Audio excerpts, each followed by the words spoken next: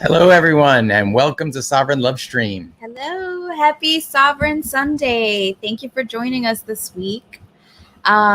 This week, our topic is victim mentality and the law of attraction. And it looks like we already have a bunch of comments regarding both things, so this should be exciting.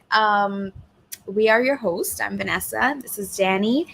And do you want to get us started? Sure.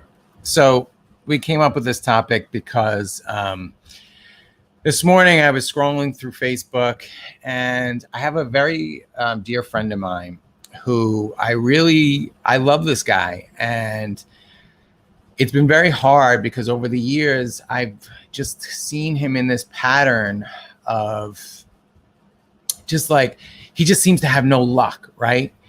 And I know that I've been in that place too.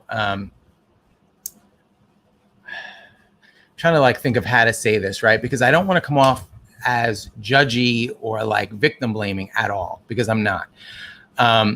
We all can be in victim mentality. And I just really love this guy, and I really want to see him like manifest some better and more positive things in his life. And I just see him on this hamster wheel. And sometimes it's really hard to talk to your friends about some of the negative patterns that they find themselves into, right? Because people can get defensive. And already we had some comments that seemed like there was a little bit of a defensive posture, right? Like, oh, what do you mean by victim mentality? So sometimes it's hard to talk to our friends about these patterns because they get defensive. I know that I got defensive for many years when Vanessa and others even have tried to talk to me about sometimes when I get into a victim mentality. And I've definitely gotten defensive, like about my health situation. There were times where Danny was like, maybe look at it a different way. And I was like, you don't know what it feels like. You don't know what it's like to be in my skin, and it's not fair. And if you were going through the same thing, you would feel it too. So there's definitely that tendency we have to have that reaction to defend our right to feel a certain way about our circumstances. Yeah, so seeing this guy, some of these posts this morning, and just the compassion that I felt for him, like, reminded me of my past self, reminded me of times when I was in that victim mentality. And so if you're watching and you feel like, oh, this is you, whether you're my friend or not, just know that this comes from a place of compassion. And I love you, and I want to see you manifest better things in your life, and I want to see you live in joy. And I really believe it's possible. And I know you might not be in a place right now where you have the strength to hope. And that's totally understandable. There have been times in my life where I was in that mode, and I was so depressed that I couldn't get out of bed for months at a time. So I've been there. I've felt that way. I get it, and I can empathize. And so I just want to encourage you and everyone. We want to encourage everyone to live your best life. And so we're going to talk a little bit about how we overcame our victim mentalities. And hopefully you can, get some encouragement from that and start to manifest some better things in your life. Yep. All right, so let's jump in. Do you want to share your example? Should I share my example? I can start, or if you want to start, go for it. What was the example that we had discussed? All right, I'll start with my example. We have so many. My major example is probably my health. I have for years been dealing with polycystic ovarian syndrome and insulin resistance. It's led to issues with fertility. It's led to, it causes a hormonal imbalance. And I've been struggling with this for so many years. About maybe, I would say 5 or 6 years ago, things got really bad. My health took kind of a turn for the worst, and I was really stuck in, I am a victim of my health. I'm a victim of these circumstances. It's not fair. Why do other people get to be healthy and I can't be healthy? And it seemed that no matter what solutions I came up with, what techniques or or protocol I tried, it didn't work. And just for clarification, we're talking diets, vitamins, fasts, cleanses, all of these different things. I went to many different doctors. I mean, I tried regular doctors, and then I tried holistic doctors. And so I've tried a lot of things, and my symptoms tend to be symptoms that aren't as common for most people with polycystic ovarian syndrome. So it can get really irritating, and I would cry about it. I would be frustrated about it. I was in a deep depression about it for a really long time. And there were a lot of instances where Danny would say things like, "You're making this your story." And I did. I mean, if you looked at my Facebook page a couple of years ago, I was all about, the fact that I was suffering from this, that I was dealing with this constantly. I was complaining about it all the time, about how unfair it was, about me just being a victim of these circumstances, and why me? Why does it have to be this way? And I, looking back on it, I can see how often I was pulling this in and just wallowing in the self-pity over how sick I was. And there were times where, so Danny would say things like, you're making this your story, and it doesn't have to be this way. And I would, lash out at him. You don't know what it's like to be dealing with this. You don't know what it's like to be dealing with the pain, with the hormonal imbalance that causes me to feel certain ways. You don't understand it. It's not fair. You get to eat whatever you want and not have these like, it doesn't trigger your health issues, so it's not fair for you to say that to me. And I lived on this hamster wheel for quite some time. It affected our relationship, our ability to relate to each other. I was moody. I was working in the city at the time, and it created all sorts of frustrations with my job. I couldn't enjoy anything. I really struggled to just enjoy life because I was going through these issues, and it was really frustrating at the time. And in her defense, I was not the most empathetic when I was telling her, this is your story. You just need to change your mind. You need to think positively. I was not doing it in an empathetic way. It was definitely coming from more of a critical and judgmental place. And I think that somebody mentioned Candace Owens in the comments. I guess I'm not familiar. I don't follow her. I've heard some of her stuff. She's, I feel like, an alt-right perspective, and I don't follow her, but I guess she must talk about victim mentality. And I think the right, and maybe the alt-right, I don't know, maybe the kind of Jordan Peterson school, they do talk about victim mentality. And I think the disconnect, the reason why the left, who fancies themselves as more compassionate and empathetic, rejects that point of view of victim mentality is because the message is not delivered in an empathetic way. It's delivered in a very judgmental, like, just fix yourself and get over it, and then everything will be fine. Mm-hmm. And maybe in some ways, yes, she's admitting now, Vanessa can see that she did have a victim mentality, and she was wallowing in that point of view where this is just who I am. I have this health problem, and there's no way I'm going to get over it, and I've tried everything. And so I guess I just have to live with this. And she would just wallow in that depression. So yes, while that's true, the only way to help someone out of that depression is by empathizing with them. And this is something that I had a lot of trouble with and did not do. And I think both of us, a lot of our problems, we kind of went through that hamster wheel for a long time. Yes. Because we weren't really empathizing with each other. So instead of me being like, oh, wow, I can really understand how you feel and how depressing it is to be stuck in that mentality where you feel like you just can't get ahead. You have no luck. No matter what you do, you can't seem to overcome this challenge. But I'm here with you, and we'll do it together. And no matter what, we'll just keep supporting each other. Had I approached it from that angle, if Jordan Peterson and or this kind of like the right-wing side who is talking about victim mentality approaches it from a more compassionate perspective, I think they will absolutely reach a lot more people. And people will start to see that, you know what, no matter who tries to keep me down or whatever I think I'm a victim to, if I start looking at it as if this is a challenge to be overcome and how can I use creativity to solve this challenge, I think we will see a lot less of victim mentality. Yeah. Right. I wanted to address this comment. People can become addicted to excitement and even chaos, or like chaos junkies.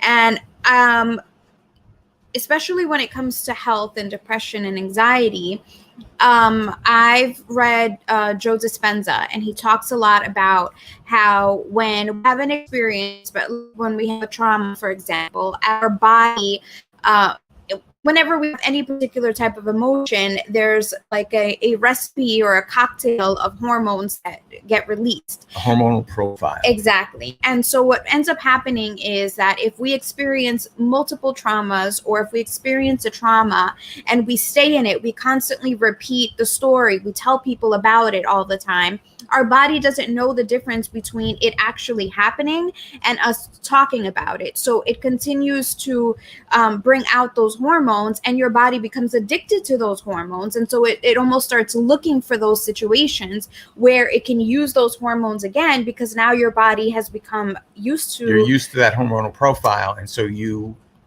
subconsciously creating these situations that will help inspire that hormonal profile. And it literally is a chemical addiction. Yeah. And so I totally believe that. And I agree that happens. I was in a place where I was so used to wallowing, so used to just being sad about it and frustrated. I joined all sorts of groups, like support groups. And really what it was in many cases was groups of people just complaining about their circumstances just like me. And I was like, oh my God, there are others out there that are suffering just like me. And I found my tribe. And really, I would look at these stories and feel bad for them and kind of, get back into this cycle, this hamster wheel of constantly thinking about my misfortune, my sadness about it. And especially with the fertility aspect of it, I was really stuck in this sadness over not being able to have a child.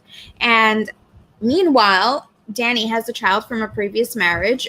We co-parent this child, and he lives with us half of the time. We get to experience him. And I was so stuck in my frustration, my victimhood of not being a parent, not being like a biological parent, that I was missing out on the opportunities to have a relationship with Danny's son. And it was really frustrating for the three of us. I think that dynamic of me like pulling away, me just saying, well, he's not really my son, so I don't have a say, and he's never gonna love me the way he's gonna love a biological parent. That's just not the way it's gonna work. He has a mom, so he doesn't need me. He has a mom, he has a dad, he's all set. I'll just do the basic care giving, the bare minimum in some ways. And not to say that I was always checked out, but I would oscillate. Like there were moments where I was like, all right, I'm all in, I'm going to be a parent. And then at the slightest perception of rejection, I would shut down again. And I'd be like, all right, well, I'm not his mom, so I can't really say anything. I can't do anything. I'm just gonna, I'll just take care of him like a babysitter. And once I began to overcome this victimhood, I realized, and actually it took at some point my mom saying, like, what are you so upset about? I mean, I understand it's not the same thing to have a child that you bring into the world, a child that you have, that's with you 24/7, that depends on you. It's not the same as co-parenting. But you have an opportunity to parent. You have an opportunity to, how much does the universe love you that it still brought you the opportunity to parent in some way. And to hear my mom say that to me was a little bit like, whoa, wait a minute, what is she saying right now? And I realized I was missing out on a lot of opportunities. And I think from the moment that I began to shift that mentality, my relationship with Xander changed a lot. My relationship with Danny changed a lot because I wasn't resenting him for that. I did have moments of resentment because I felt Danny didn't understand what it really meant for me to want to have a child, because Danny already has a child. He's not desperate to have a child the way I am. He's, especially back at the time where he wasn't as empathetic. And so it took me pulling myself out of that mentality. And it was really funny because my best friend at the time was helping me work through some of these emotional issues. And one of the things she came back with when we were talking about the fertility issue was the miracle will be you changing your mind. And I took that to mean, oh, I'm going to have to change my mind and decide that I don't want to have a child. Like I'm going to have to let go that I don't need to have a child. And it really wasn't specifically that. It was more of letting go of the attachment and allowing what the situation was to just be. I was attached to how I was going to be a parent. I can only be a parent in this way. And that attachment was preventing me from seeing the abundance of love, the abundance of family life that I already had. And I do have that. We have an amazing experience with Xander, where at this point we're homeschooling. We get to go on all sorts of adventures. We've gone on vacations together. And, you know, it was really funny because we have this with this group text. It's Danny, Xander, and I. And yesterday, Xander changed the name of the group and changed it to Family Text. And I thought it was the sweetest thing for him to, you know, I think he's grown up with this dynamic, but to see him kind of look at us that way, to see it as, you know, we're a family, it really means something different to me to have him recognize it that way. And there have been many situations in which he said that. There was a few years ago, I bought a book.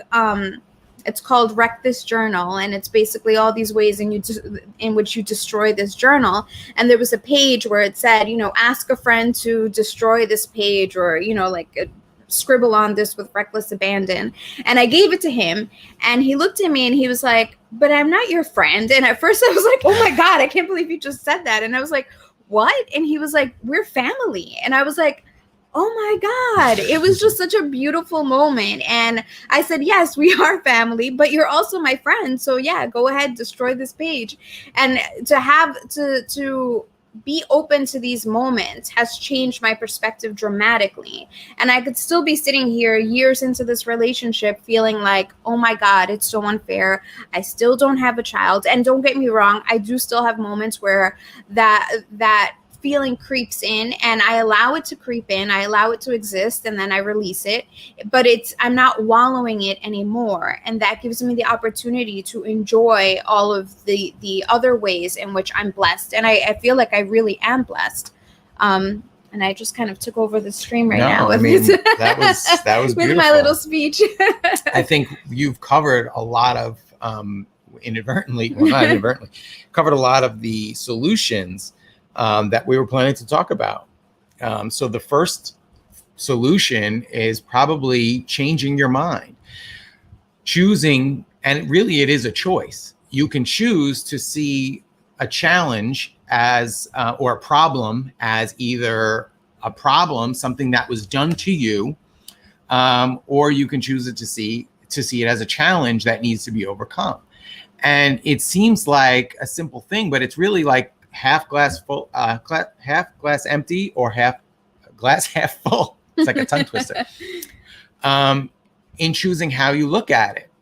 So, you know, we drive an old car, and sometimes it has issues and it won't start that day. And you know, we could either get like angry about it, this piece of garbage, it's such an old car, I can't afford a new one. We can take that attitude, or we can be appreciative and say, you know, it's been like 3 or 4 years since something has happened to the car. So, you know, every day we can have gratitude that, another day went by that the car did its job and it got us where we needed to go. And we take a lot of trips with it. And so we can appreciate the fact that for an old car, it doesn't really break down that often. Or we can choose to focus on once every couple of years it breaks down and I have to spend a few $100 to you know, maintain it. I mean, you know, right, that these things happen. So we can see it as, or we could look at it in another way. You know, the car breaking down reminds me that I would really prefer, I have a desire to drive a nice new car, a car that I don't have to worry about ever breaking down. Like, I really want a Tesla. I want a Tesla truck. And so I've been working on manifesting this truck. Like, when I'm driving our old Jeep, I'm like, thinking about, because I've actually test driven, a friend of mine had a Tesla and I drove it. And let me tell you, man, those things are like driving clouds. They are so beautiful the way they ride. And so I just imagine it. I think of that memory of driving that car while I'm driving my broken down old Jeep. And I'm like, just how beautiful it would feel to have nice, clean leather seats and to just be floating along the road the way those, and I can't even imagine, because now there's so many more features, the auto drive and all that stuff, that I think it would be a beautiful experience to drive. So I kind of focus on that. And by doing that, I'm using the law of attraction and not limiting myself, right? Like, oh, well, Teslas are expensive. I can never afford a Tesla. I'll never be able to buy a Tesla. If I focus on that aspect of it, I'll get back into that negative, half glass empty mentality. But if I keep it open, like, yeah, right now, maybe I can't afford it, but who knows what the future will bring. And there's new opportunities popping up all the time. And maybe one day I'll be able to.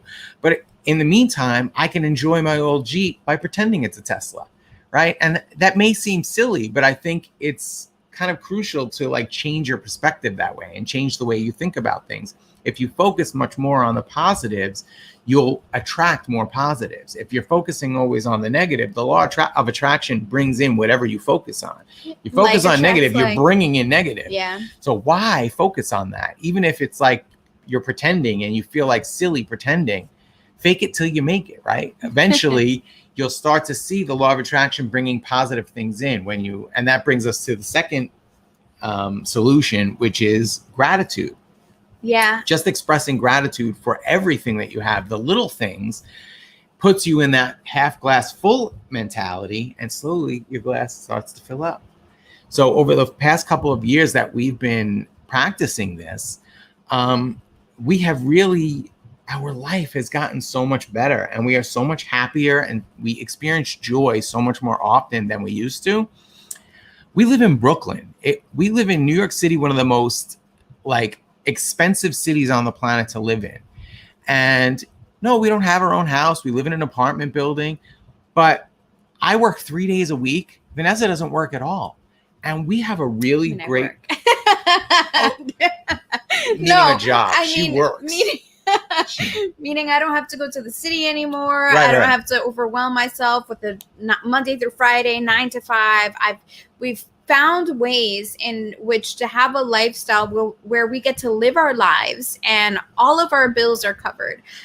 There are times where it's not just all of our bills are covered. We live a good life. We go on vacations. We go away. I mean, and sometimes it's really surprising how some of these things happen. It almost seems like miraculous at times where we've definitely gotten to a place where we're like, oh my God, how are we going to pay rent? And then Danny will get a job that's like, a week-long job that's I have a small construction business. So so a client will come along and I'll, renovate a whole house and that pays bills for the next few months.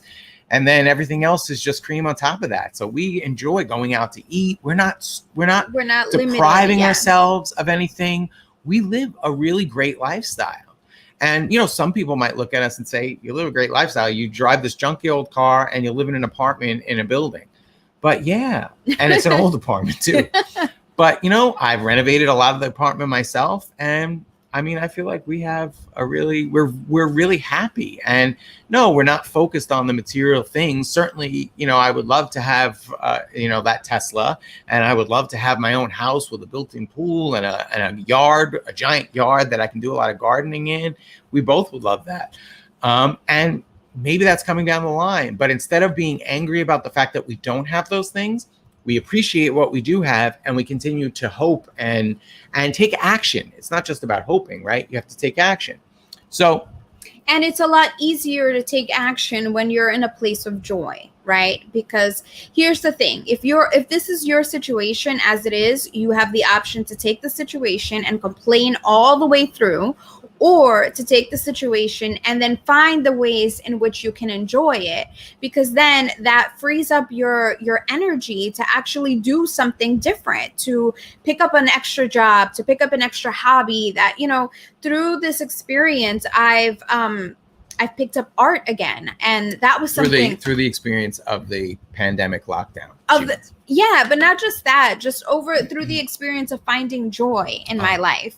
I've been able to pick up things that I'm like, all right, well, I'm going to try out this way of doing art. I picked up watercoloring. I picked up sacred geometry. I picked up wood burning, all of these things because I'm in a place of joy. If I were in a place of, oh my God, my life is miserable. My depression just saps all that energy, my that creativity. womb is in pain. My uterus hurts. I'm just going to drink my life away because life sucks.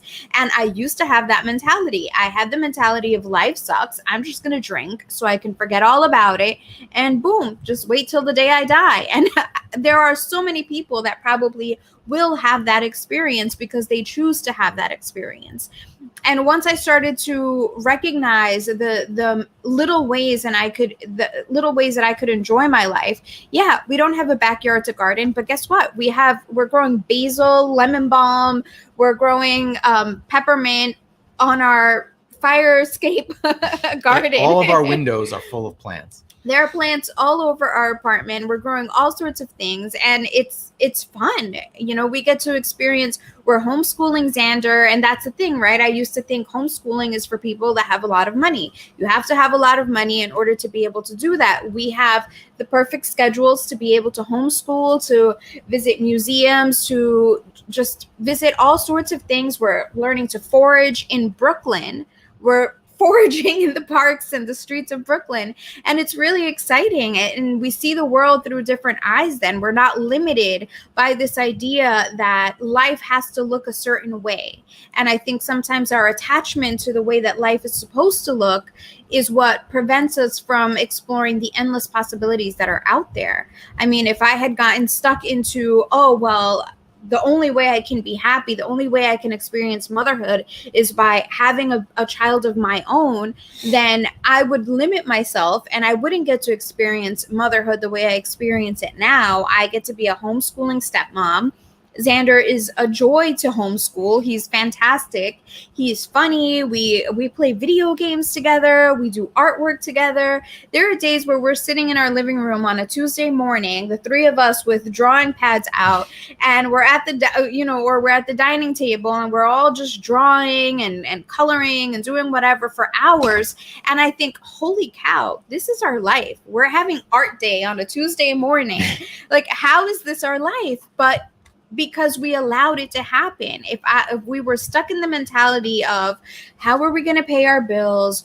We don't have a nice car. We don't have this. We don't have that. If we were focusing on all of that, we would miss out on the opportunities that we do have. Tell a story about the cow, and then I want to get into some of these comments because we have some some important points that some people are picking up. But before we get into that, tell the cow story. Right. So I read this book and I read this story years ago, and I may not get all the parts perfect, but the gist of the story is, I believe I don't know if it's a monk or a priest with his apprentice.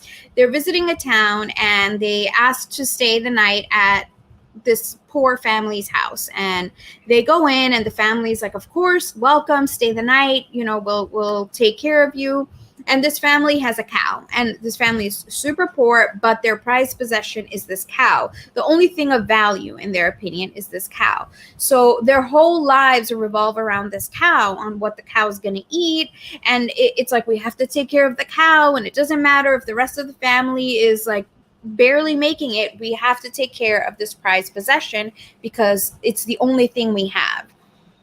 And so the night before the monk and his apprentice leave, the monk kills the cow and they leave in the middle of the night. And the apprentice is like, how is it possible? Why would you do that? This is their only source of income. This is their only thing of value. And the monk's like, this is a lesson. And, you know, I don't know if in the moment the monk explains it, but a year later, they come back and they visit. They're going to check on the family to see how the family's doing. And they get to the house and they realize it's this big house with a beautiful garden. It's this huge property. And they're like, oh my God. The apprentice is like, this poor family probably lost everything. And now a rich person has this house. Look at what we did. And they knock on the door to see if they can find out where the family is. And it turns out the family's there because they had this tragedy fall upon them where their cow was killed. They ended up having to sell the meat. They exchanged I don't know if they exchanged the meat for some seeds. They began planting, and they started harvesting crops, and this changed their whole dynamic. All of a sudden they had crops to sell. All of a sudden their business changed, because before they were selling milk from this cow, and now this tragedy took them in a different direction where they were able to become successful. Again, I don't know if I have this story, all the details down, but that's the gist of the story. And it's always stuck with me, because I think sometimes we become attached to, this is my prized possession. This is a thing I know how to do, so I'm not going to let it go. And then it disappears, or, it gets taken from us, and we see it as a tragedy, but it winds up becoming this opportunity for us to try something different. I lost my job at one point, and I was like, how could this happen? It's not fair. This was my only source. What are you doing to me? This is my only source of income right now. What am I going to do? The way the job was set up was perfect. And now how am I going to, what am I going to do? And at that point, when that happened, Danny was like, it's okay. I can cover our expenses right now. You need some time to just take a break from all of it, because I was stressed at my job. As much as I thought this job works for me right now, I was stressed a lot of the time. I was angry a lot of the time. I was frustrated by the job. I was doing social media for a company that had all sorts of nasty comments on their page, and I had to read all of those nasty comments every single day. So it was exhausting. Now, once I got sucked out of that, the opportunities opened up for me to do all, to pick the clients that I get to work with. And I'm not working as much as I used to work. It opened me up to be able to homeschool Xander. It opened me up to change the way our dynamic in life is. I get to be out in nature. We live close to a park, so I got to spend a lot more time at the park. Again, with the homeschooling Xander, we're able to basically visit all of New York City. We get to go away whenever we feel like it. There's no pressure of, oh my God, I have to be on my laptop 24/7 because God forbid a nasty comment comes up that I need to take care of before it gets out of hand. I was free of all of that. And in the moment it seemed like a tragedy. I lost my job. That really sucks. How unfair is life? But I could have gotten stuck in that mentality, or I could have started looking around at the things that I could change at this point. And yeah, we were able to go away to Peru. We've been able to travel.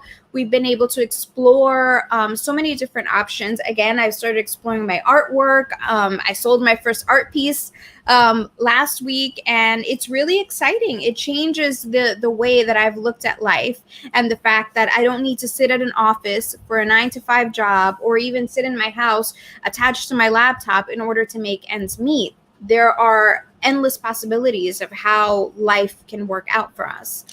Kathleen, we're going to definitely get to your comments, because I think you bring up really important points.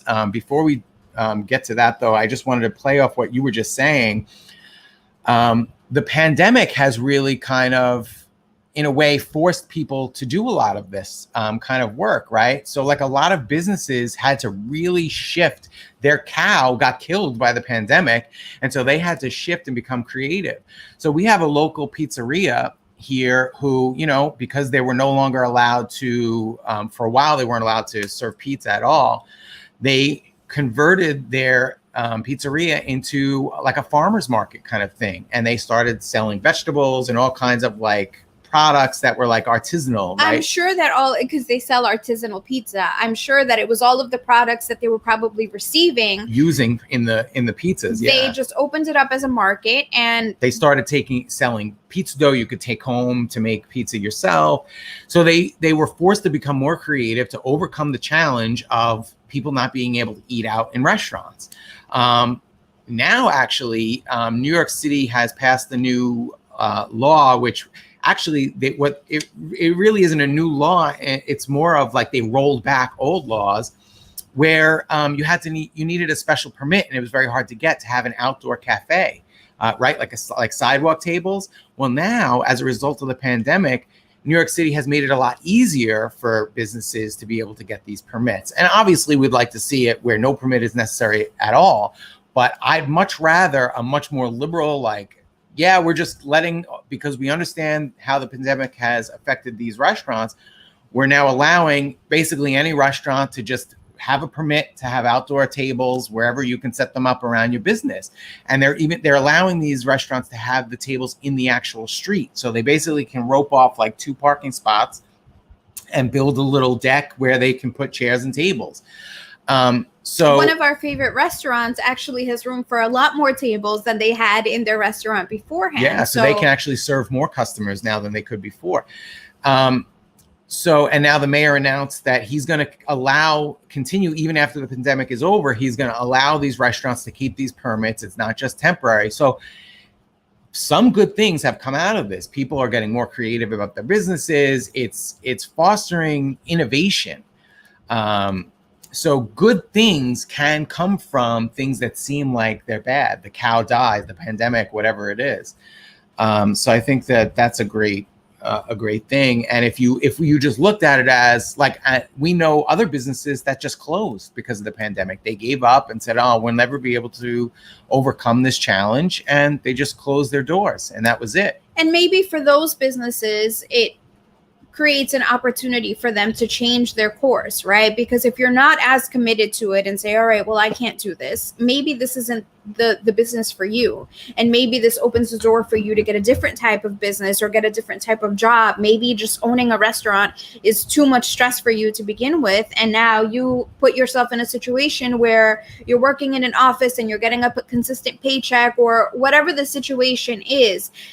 Changes don't have to be bad. Just because the situation you were in didn't work out the way you wanted it to doesn't mean it's not going to work out at all. And I think that we open up the opportunity for it to be anything once we let go of the attachment to how we want things to look. You want to? Yeah, I want to talk about Kathleen's comments. This is a really hard situation, and it also plays off what Cheryl was asking about how to handle family and friends that are energy leaks or energy vampires, as Kathleen called them. This is a real thing. There are people that just refuse to get out of a negative mindset, and they can be emotional vampires when they're on that hamster wheel. And no matter how much time and energy or empathy even that you invest into them to try and get them to pull them out of that funk, out of the depression or whatever it is that's holding them back, the addiction to those chemicals are real. The hormones, I mean. So sometimes you're not going to be able to pull them out. So setting strong boundaries, or firm boundaries, I should say, is absolutely a key for this in dealing with that. And so for Kathleen, she felt like she needed to, separate herself from her son. And I hope and pray that that's not a permanent thing, that this may be the wake-up call he needs, because sometimes even with our empathy, we can be enabling people to stay in those patterns, and that's not healthy for them either. So sometimes walking away from somebody or telling them, listen, I love you. I can't have your negativity constantly sucking the energy out of me. So I need a break for a little while. We need to separate for a little while. So I need some time to recharge and do some self-care. And I know, Kathleen, as a parent, that we were just talking about this morning. As a parent, how guilty you must feel. Like my heart, literally, I can feel the pain of that you must be going through right now, to have to pull yourself away from your son. Because I know for me, we were just discussing this morning how, sometimes having kids is frustrating. And then we feel guilty for feeling frustrated about it. And then sometimes we can resent our kids because of the frustration we feel. And then we double down on the guilt, because it's like, now I feel guilty that I resent my kids. Mm-hmm. And it's a hard place to be. But Kathleen, you're not alone. Like I definitely, my son's 9 years old. I can't separate myself from him. And it's obviously not that bad. I don't know what the situation is for you. But you're not alone in feeling that frustration. So just, if you can take any kind of encouragement from that. I can't imagine how hard it must be to be going through this right at that moment, right at this moment for you. Have compassion for yourself, because I think being a parent is extremely hard. You feel like you have this responsibility forever with your children, and you want them to avoid mistakes. You want them to avoid suffering. You want to avoid their suffering, and they're all experiences. That's what we're here for as humans. We're going to have all sorts of experiences, and it may be difficult to watch your child go through a difficult experience, but there's always something brighter when they get through it. There's a change. Sometimes in my family dynamic, that's happened as well, where my mom tries to protect us from having to suffer, and she ends up causing suffering sometimes. She ends up causing, but sometimes we do that. We trip each other up. We trip each other up by trying to avoid somebody else's pain. And sometimes we need to go through the pain. It's part of the learning experience. And it's difficult as a parent to watch your child suffer. I mean, like I said, I'm a stepmom, and even when Xander is going through a lesson himself where he's frustrated about something, I want to avoid it. There are times where I'm just like, okay, I don't want you to be upset. But it's important to teach them to learn to navigate those emotions. And at times it's going to mean them having to deal with those emotions themselves. And something's got to give at some point. The more you enable, the harder it's going to be for them to pull themselves out of it. And there were times that Danny was not empathetic with me, and it led me to look for something within myself, to learn to heal those parts within myself, because if I was expecting Danny to heal it for me, I would have been stuck on the hamster wheel myself. Yeah. And so everybody plays certain roles in this world, and even pulling away from somebody can be beneficial. And Steve's absolutely right. Reminds me of the story, or not the story, but they always say on the airplane, you put your air mask on first, your oxygen mask, because you're no help to anybody else if you pass out. So you have to focus on and make sure that your mental and emotional health and spiritual health is strong, that you're caring for yourself before you can ever give to anybody else. If your cup is empty, you certainly can't give anybody else a drink. So you can't be so empathetic that you're sacrificing yourself for other people. And, it's funny. I had a conversation with somebody yesterday about dealing with narcissists. And I think that what I had said was that love is the only thing that can heal a narcissist, because we become narcissists because we're our defense mechanisms. We're putting up defense mechanisms, and we cut ourselves off from love and compassion, and then we no longer empathize with other people. And the only way to heal that is to be compassionate. But how do you do that without being abused, without staying in a toxic relationship with the narcissist? And so I think this is what I was trying to communicate. It was through Twitter, so it didn't really come across, I don't think. But what I was trying to communicate was, if you have strong boundaries, if you are centered and you're in a good emotional and spiritual place, and you're taking care of yourself, then you can have the empathy, the compassion, the patience to be able to love other people within their toxic state, without allowing their toxic state to affect you, without them dragging you down, becoming emotional vampires. But what Steve's saying is absolutely right, that you need to be able to be taking care of yourself so that you're not being drained. And that was an issue for us, for sure, because yes. she was dealing. I was like a narcissist. I call myself a recovering narcissist, because I was in a place where I was really just focused on myself. I had a really hard time, and my woes, right? Like, that was my victim mentality. Like, I worried about myself first, and I couldn't empathize with other people. And so here she was dealing with her health issues. And I was just like, change your mind. Stop being a victim. Meanwhile, I was in that same victim mentality. I wanted her to stop being a victim so she could take care of me. Right. And that's toxic. That is toxic. She was already having a hard time dealing with the energy leak that is her health challenges. And here I come along and I'm like, yeah. And instead of focusing on your problems, help fix me and take care of me. Right. So I was draining even more energy. And it really did take me focusing on myself. And again, this is one of these things where we've talked about in the past about our relationship, where we look at our arguments, our fights, the things that we've been through as challenges more than, oh my God, it's another fight. We suck. We're not meant to be together because we're having, we trigger each other, we upset each other.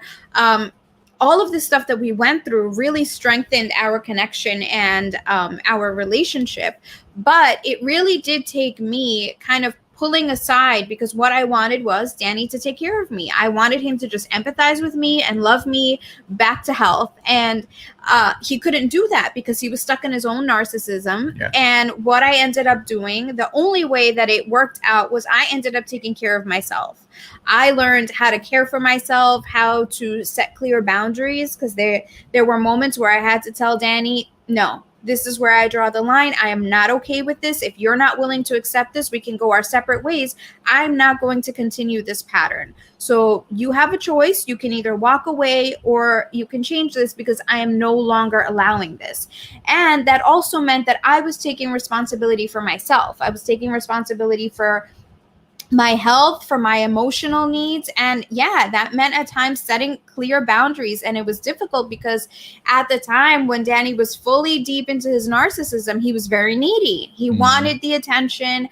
There were times where he would hurt me and I would end up comforting him afterwards, because he would flip it around about how he was the victim in the situation. And there were times where I was like, I'm sorry, you're not the victim in this situation. And I'm not going to allow that. I'm taking care of myself. And when I began taking care of myself, empowering myself, that kind of caused him to step up. He had to step up because otherwise he was going to be left behind. Yeah. And I think that, that goes to the point of putting on the mask yourself first. When I learned to take care of myself and my needs and not need his approval or not need him to take care of me, I was able to set clear boundaries, and it gave him a different perspective of our relationship. And yeah, absolutely. Attention is the supply. Kathleen, we never broke. Well, we maybe did break up like on a few occasions for like a few hours, but we never had to break up the way you kind of had to break up with your son at this point. But the threats of breaking up, I shouldn't even say threats, her standing firmly in her boundaries was the wake-up call that I needed to do my work and get off my hamster wheel. So as painful as it was at the time, it was necessary. So take heart, because, I accidentally switched comments there. Because maybe this will be the wake-up call that he needs. I also think that there could be attachments, right? We maybe have attachments to how we want or expect our kids to act, and sometimes they don't act within those boundaries. So maybe don't be attached to an outcome of how he might change or how you think he should change. You can just continue to love him from afar until you feel strong enough to be able to set those boundaries and say, we can have a relationship when you can respect my boundaries. And not allow and not try to, suck my energy out. Cheryl asked, how do you keep from being hurt? You can't. I think that's the fallacy. The fallacy is that we can keep ourselves from being hurt. Life is pain sometimes, and we're going to be hurt, and we have to start coming at it from the perspective that if we feel pain, then we can appreciate joy and happiness more, right? If you have that contrast, you can appreciate the good times when you have a bad time to compare it to, right? And the pain, I think, is also it's like a red flag. It tells you when there's a problem, right? You're having pain because you didn't know how to set. Kathleen had pain because she wasn't setting proper boundaries with her son, and so now she can set those boundaries. And not to say that she won't feel the pain, but as she Well, then integrates it, right? Like as she becomes more comfortable with the fact that my son more has in a state to, of allowance. in Yes. a state of allowance, that he has to go through whatever this is that he's going through so that he can learn from it and come out better and come out healed. And that's, and she'll I be think, able to, yeah, and it won't be as painful. I think that's what the pain is, right? It's like Danny said, it's a red flag.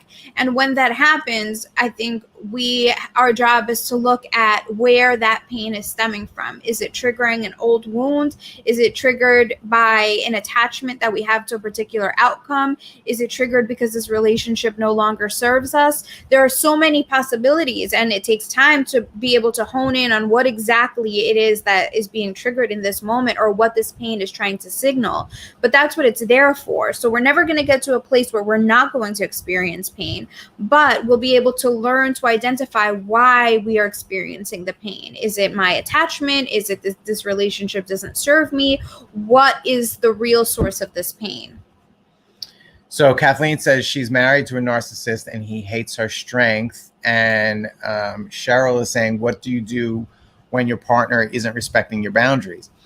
So my response to this, as a recovering narcissist, I would say that the reason people are narcissists, as I mentioned before, it's a defense mechanism. For me personally, For me personally, I felt neglected by my mother. And because of that neglect, I became, I don't want to use the word, I was going to say attention whore. I don't really like that, the connotation of that, but I became an emotional vampire. I needed all the attention constantly to make up for the fact that I felt like I didn't get enough attention from my mom. So if you can look at it as, if you can look at your husband with compassion and say, okay, he's a narcissist, and maybe that he has the same issue. Maybe it's a mommy issue or a daddy issue. I don't know, whatever his issue is. Maybe if you can figure out how to get to the bottom of what the root is that caused him to revert into that narcissistic behavior, you can have compassion and say, oh, I can have compassion just the way Vanessa did for me. She had compassion for 12-year-old Danny, who felt like his mother didn't pay attention to him. And so therefore he had developed this need for attention that became toxic. So if you can do that while setting boundaries, while saying, you know, honey, I love you and I understand that you're in pain, and, you know, maybe he's not ready to deal with that pain. And so he'll be in denial. I'm not a narcissist. You're just making stuff, you know, like these are things that I used to say until he's ready. Or if there's so much abuse, whether it's physical or emotional, you may need to separate for a while. And that may be the wake up call he needs. I don't know. These are all things that are up to you. And Cheryl, you know, if you're, I don't know if this is just you're going through something similar. I think it becomes how much you can bear, how much patience and empathy you can have while not sacrificing your own emotional and spiritual health. And that's going to be different for everybody. Vanessa had a very high tolerance for pain, and she was able to tolerate a lot and still remain patient and compassionate towards me, where she really inspired me to heal. And that's all you can do, is inspire people. Your love is not really going to heal them as much as inspire them to heal themselves. A narcissist has to choose to walk away from those toxic tendencies. They have to choose, not just he, but they have to choose to stop dwelling in that, right? I had to choose to say, I felt like my mom wasn't paying attention to me, but I have to look at what my mom was going through at the time. She was going through a divorce with my dad. You know, what I ended up realizing after looking at it objectively was that my mom wasn't rejecting me at the time. She just needed her own self-care time. The reason I felt neglected was because she was going out with her friends a lot. She was going to the gym a lot.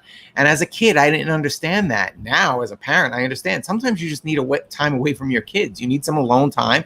She was going to the gym for stress relief and to deal with, you know, the stress of the divorce and all that. So now I was able to see, oh, she wasn't actually neglecting me. So I was able to integrate that, release that, and now I no longer need those narcissistic tendencies. I no longer need to be the center of attention. because I now know, oh, my mom did love me and she was paying attention to me. There was just this short period in her life where she was so stressed out. She needed to go to the gym a lot. She needed to spend time with some friends so she could get her own emotional and mental health, in order. So, whew, that was a lot. But yeah, and I think that what it boils down to is that there has to be a willingness. If your partner is saying, okay, I'm willing to look at these things. There were moments where I could see Danny was willing to work through the issues. And yeah, he had moments where he fell back into some narcissistic tendencies, but we always pulled through where it was like, okay, I fell back into this. I see it. I want to fix it. It was a struggle. It was a really huge struggle. And we went through it for a few years. Yeah. But there was always a willingness there. And for me, that was enough for me to say, all right, he's trying to change. And we've gotten to a place where the falling back into these behaviors is now like a blip. And it's almost like it's this quick thing where there are plenty of times where he just says, oh my God, I just had the same feeling, or this triggered that. Like, we're able to see the triggers very easily. And sometimes just saying them out loud is really helpful to say, oh my God, this comment triggered this feeling. And then you talk out, where it came from. And you're like, oh, that's what it was. It wasn't even that you said this. It was that it reminded me of that. And that still hasn't been healed. So let me go work on that so that it doesn't affect our relationship.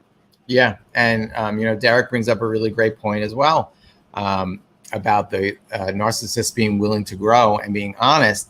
And narcissism is self-abuse. I did not love myself. And Vanessa talked about before how when I was unable to empathize with her health issues, she was forced to love herself. She was forced to be compassionate with herself. And that helped her to grow. And then that growth inspired me to start loving myself. And I still struggle with it. So this is a very active thing that I struggle with on a daily basis. I have to have conversations with myself when I get down on myself about, even when we're doing art and it's not coming out the way I'd like it to, I start to judge myself and you suck, you're not good at drawing. These are things that I still deal with, negative self-talk. And I have to remind myself, positive self-talk, positive affirmations, love myself.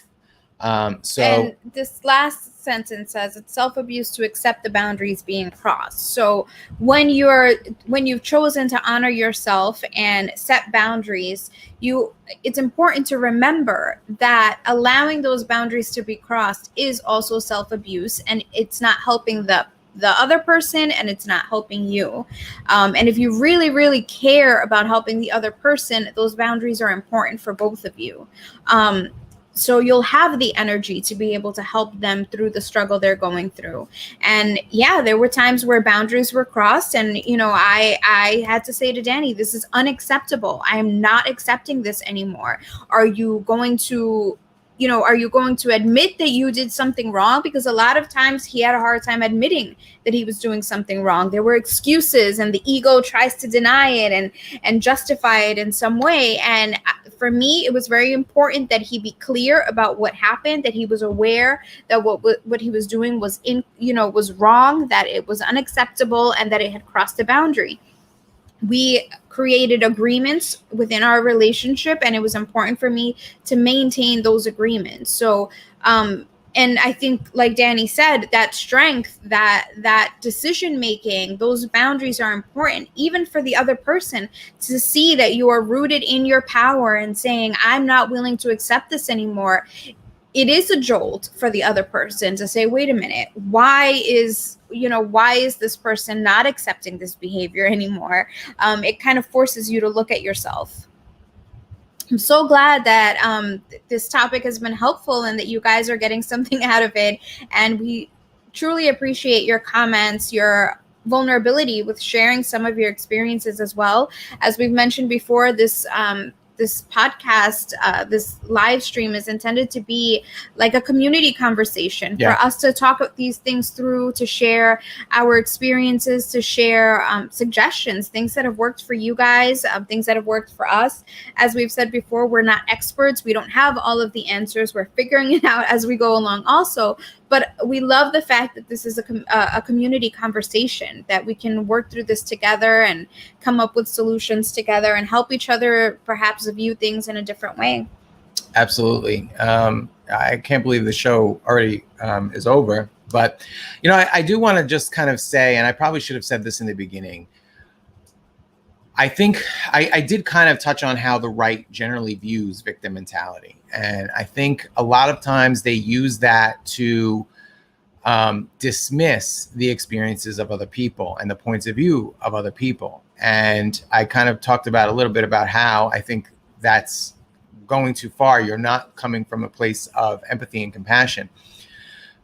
There are victims in this world. I don't want to make it sound like there's no such thing as being victimized and it's all in our heads. Absolutely not. Specifically, I think the right, and somebody mentioned Candace Owens, she tends to use it in reference to Black Lives Matter and what they call race baiting or identity politics. And so I want to say that there is victimization. There is racism. Racism exists. So this is not to say that it's all in people of color's minds that it's racism, that there's racism, and that they're oppressed, because clearly they are. I mean, we're a 70% white majority country, and just by virtue of the fact that it's a democracy, which means the majority rules, the 70% is going to vote for policies that benefit it. And we don't always recognize how our privilege or the fact that we're part of that majority affects minorities. So I do want to say that there is victimization, but the idea is to not stay in that victim mentality, because you can overcome it. There are ways to overcome it, and obviously we've discussed those things. So I don't want anybody to feel like we're saying that there's no such thing as victimization. Obviously there is. But to a degree, as we've kind of talked about with setting boundaries, you are only treated the way you allow people to treat you. And sometimes you have to get creative about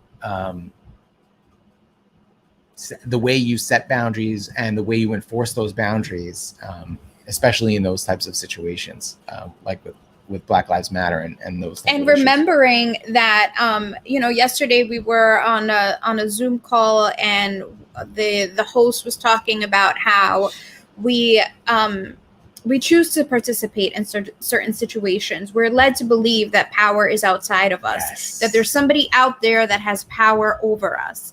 And that doesn't have to be the case. We all have power within us. We all are the owners of our own lives, the creators of our own lives. We all have the power to create the life that we want. These outside sources are only in existence because we allow them to exist by giving them that power. And when we learn to take that power back, we do become sovereign beings. We do realize that life is ours. We can do whatever we want with it. And we embody not that we become sovereign beings, but we're embodying our sovereignty that we always have, whether we believe it or not. We are all sovereign beings who we do have power. We have a direct connection to, via the law of attraction, we can summon the power of the universe to create the life we want. And really, it's just about reprogramming our thinking to not live in that victim mentality where I'm subject to whatever the government does. The government puts restrictions on me because of the pandemic. And now they're going to be, wanting to make, vaccine passports for us to travel and all this stuff. Yeah, maybe they're going to implement all these things. But you know what? The law of attraction can be like Jedi powers, right? These are not the COVID victims you're looking for, right? We can kind of walk through life and manifest ourselves the life we want. And that doesn't mean we'll never be faced with challenges. It doesn't mean we'll never come to a checkpoint. But you know what? Maybe the checkpoint that day you get overlooked, or maybe the guy lets you through anyway, or, who knows? Maybe it's somebody who has whatever. The point is that the possibilities are endless. The possibilities are endless. Don't limit yourself by saying, oh, they're passing this new law now, it's going to be forced on me. No, maybe not. It doesn't have to be forced on you. And again, it all comes back to reclaiming that power. And yeah, there was a time where we were forced to believe, or we were led to believe that somebody outside of us has power. We're unlearning that. And I think as a collective society, a lot of us are unlearning that. And that's beautiful, because it will allow us to embody the power that is innately within us. And that's it. Absolutely. Another great show. Thank you so much. We had so many great comments, and we really appreciate you guys taking part. If you felt like you got any benefit out of this, we would love it if you could share this and help us get the message out and expand this community and grow the conversation, because we feel like the more points of view that we can bring together in these discussions, the more robust the discussions are, and the more creative, solutions we can come up with for these challenges, right? Like, everybody's contributing. So it's not about us being any kind of gurus or experts. We're just here sharing things that have worked for us to help us improve our lives. And, if you guys can get some, benefit out of some of these things we've done, or if you can give us benefit by giving us other solutions, all the better. So thanks so much. And leave us your suggestions for topics to cover. Somebody commented something about creative ways to set boundaries. So maybe we'll come up with some ideas for that. Yeah, absolutely. Thank you so much for joining us again this week. We hope to be here next week and tackle another interesting topic. Danny's going to share some of our social media handles. Here's our social media. You can check us out on all the big social media companies, of course, Facebook, Instagram, Twitter, and YouTube. But with the big social media companies, big tech companies openly censoring now, I always like to promote Minds.com and the Float app, because these are two social media companies that are committed to, first of all, privacy. They don't sell your information the way Facebook and the big companies do, and they don't censor. So we've all experienced it with the pandemic, where they're censoring information about vitamin C, helping COVID, and all these natural things that they're calling conspiracy theories. They're just openly saying now that they're going to censor certain points of view. So, and we are strong believers in freedom of information, and that people have the responsibility to vet their own information, and that we shouldn't be censoring what information people have access to. We should have the most amount of information so we can make the best choices. So check us out on Minds.com and the Float app. And we really appreciate you guys for being here with us. Thank you, and have a great Sunday. Bye.